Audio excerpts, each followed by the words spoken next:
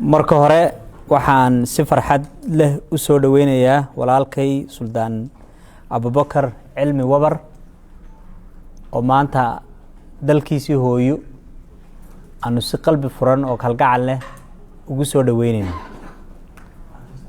imaashiyaha Suldaan Wabar waxa ay ka dhalatay siyaasadda madaxweynaha ee wada jirka ummadan iyo wada socodkeeda in waqti la geliyo, in juhdi la geliyo, inaanay Somaliland qof ka maarmin, inaanay Somaliland cidnaba ka maarmin. tusaale fiican oo maanta shacbiga reer Somaliland la nool weeye. Suldaan Wabar waa naqaanaa, waa nin muddo halgan ku soo jiray, halgankii uu ku soo jiray iyo wixii uu doonayay ee ahayd Somaliland wada jirta oo wada socota kama hadhaya Suldaan Wabar. laakiin isagoo inala jooga oo suldaankeenii ayuu taladiisa inoo sheegayaa, madaxweynihiisii la kulmayaa, dadkiisii dhex fadhiisanaya, wanaagoodii iyo wada jirkooda iyo wada socoshadooda uu ka shaqeynayaa haddii Ilaahay yiraahdo.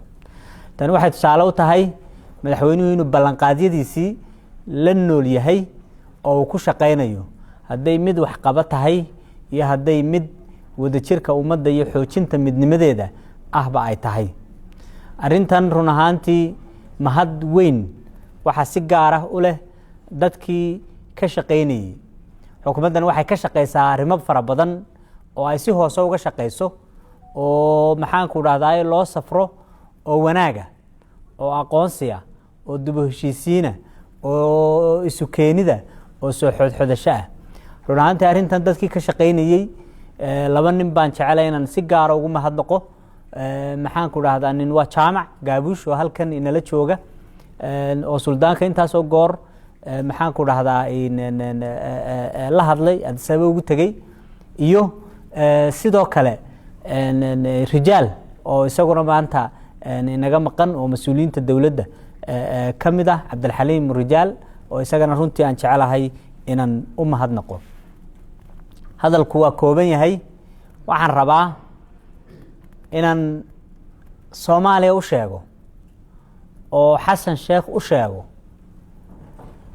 Somaliland dhaqan bay leedahay, waa iskhilaaftaa, wax waa isku diidaa, se kuma kala tagto, waa isxodxodataa, waa isu guura bahalaysaa, waa isu timaadaa, waa isqancisaa, waa isdhegaysataa, dabadeetana jid bay wada qaadaa. xasanow, maanta baylah weyn baa Muqdisho kuu taalla. waxaa kuu taalla inaad doorasho qabato oo dadkaaga badbaadiso oo dadkaaga dhegaysato. waxaa kuu taalla inaad amnigii dalkaaga soo celiso. waxaa kuu taalla haybaddii iyo sharaftii dadkaaga inaad soo celiso. Hargeysa iyo Boorame iyo Laascaanood shaqo kuu taalla ma jirto. ceeb waxaan ahayn oo aad uga dhaadhacaysaana ma jirto.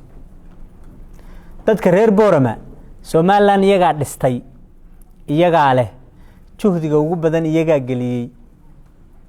halka lagu soo unkay ee dastuurkeeda lagaga soo shiray, ee shirkeedii ugu cuslaa ee institutionska dawladnimo maxaan ku dhahdaa saldhigga u ahayd lagu soo dhisay waa Boorame weeye. iyaday ahaanaysaa. waxa uu Xasan ka filaya halkaa ka heli maayo. dadkaasaan geyn, dadkaasaan dhaqankaa lahayn, dadkaasaan dad goba oo aan dhegaysanaynin nin ka soo doolaala tegay Muqdisho. walaalayaalow, annagu haddaan reer Somaliland nahay, iminka waxaan ku jirnaa 2 usbuuc ee xorriyadda, 18 May baa ku jirnaa, waa dabaal degaynaa. farxadaha ugu waaweyn ee ku dabaal degaynana waxaa ka mid noqonaysa inuu walaalkay Suldaan Wabar maanta halkan nala joogo, uu nala dabaal degayo haddii Ilaahay raaxo insha Allah. war waxa u dabaal degtaan samaysta, waxa ku faraxdaan samaysta, wax ummadda Soomaaliyeed dhagaheeda u wanaagsan samaysta. Somaliland iyo naxligeeda iyo kala qaybinteeda lacagta ku bixinaysaan ceeb baa uga dhaadhacaysaan iska daaya. walloonay soo noqonaynin oo aanay taa ku imanaynin oo aanay taa ku samaysmahaynin waxaan shacabka reer Soomaaliland u soo jeedinayaa oo fursadan ka faa'iideysanaya aan gacmaha isqabsano sida walaalkeen wabaru soo noqday ee uu maanta inoola joogo ayay kuwa laasacaanood joogaan inoogu imanayaan waana ka shaqeynaa haddana waa laga shaqeeyaa cid xukuumadda kamida baa ka shaqeysa maxaan ku raahdaa dad badan baa inagala shaqeynaya waa inoo imanayaan xilligeeda hadii Ilaahay raahdo insha Allah Soomaaliland oo wada jirta oo meel wada socota oo horumartay waa himilada madaxweynahan waana hirgelisaa